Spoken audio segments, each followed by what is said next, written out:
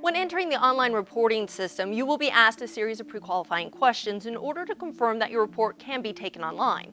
If this is an emergency or a crime in progress, please call 911.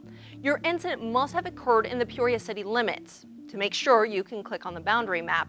You also need an email address in order to proceed. The following incidents cannot be reported online. Someone was injured as a result of this incident. You know the suspect, or you have possible suspect or involved person's information. The crime involved the use or threat of a weapon. You believe you are the victim of a hate crime. Someone entered your home, a business, a garage, or a fenced yard without your permission and items may have been taken. Your crime involved the theft of a motor vehicle or license plate. Or your crime included the theft of any metals, such as an air conditioning unit, catalytic converter, tailgate, backflow preventer, or the like.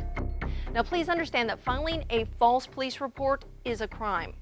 Now once all the questions have been successfully answered, you can start your report.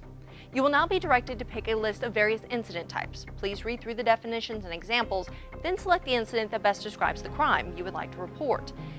If you are filing a report for a fraudulent use of a credit or debit card, the account number used will be required in the report. If it involves more than one account number, please put all additional information in the incident description, including where the crime occurred if known.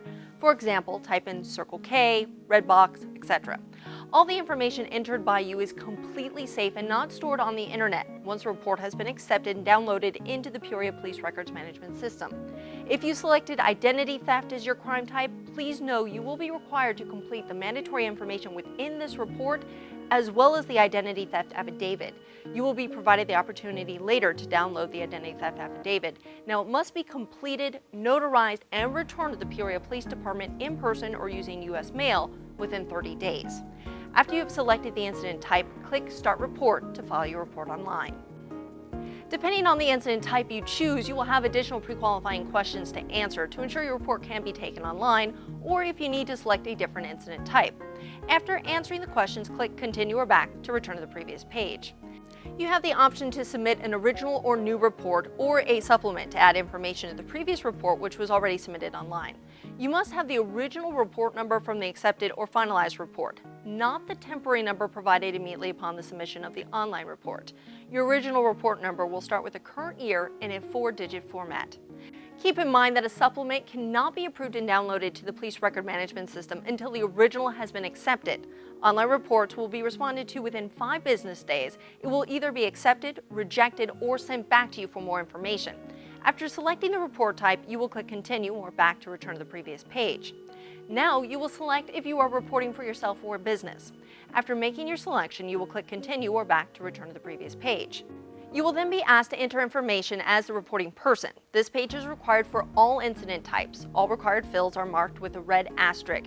The required fields on this page are dependent on the incident type selected and may look different depending on the type you've chosen. Now you will not be able to proceed without completing those mandatory fields. The exact address is preferred. However, you may use the cross streets of an intersection if you do not have the exact address of the crime. After completing the required fields, you will click Continue or Back to return to the previous page. The incident page will ask several questions. When filling out the incident time, it will automatically show the current time and date. You must change the start time to when the crime occurred or the last time you saw your property before the crime. Then you must enter when the crime ended or when you became aware of the crime. This page will also allow you to attach any documents or photographs that are associated with the crime, such as receipts or pictures of the stolen or damaged property. A vehicle information page only appears for the incidents of criminal damage and theft from vehicle. For criminal damage, the page will only appear if you select Yes on the Are you reporting vandalism to a vehicle on the incident information page. After completing the required fields, you will click Continue or Back to return to the previous page. This property information page does not appear for the incidents of fraudulent use of a credit or debit card or identity theft. For criminal damage, this page will only appear if you selected Yes on Have Property Info to enter on the incident information page. It's important to enter as much information as you have regarding your property to include serial numbers and a description. After completing the required fields, you will click Continue or Back to return to the previous page.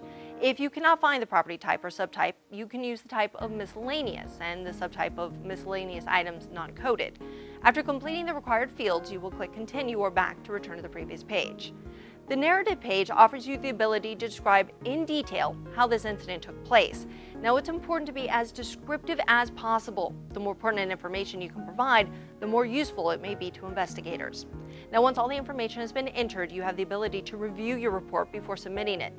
This is your last chance to modify information in the report by using the modify links.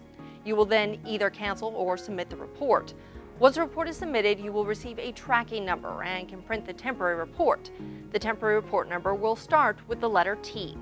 Once your online report is received and processed, which may take up to 5 business days, you will be notified via email of your report's approval, rejection, or need for further information. Once your report is approved, you will be given a permanent report number. You must continue to check your email after the report is submitted until you receive a response.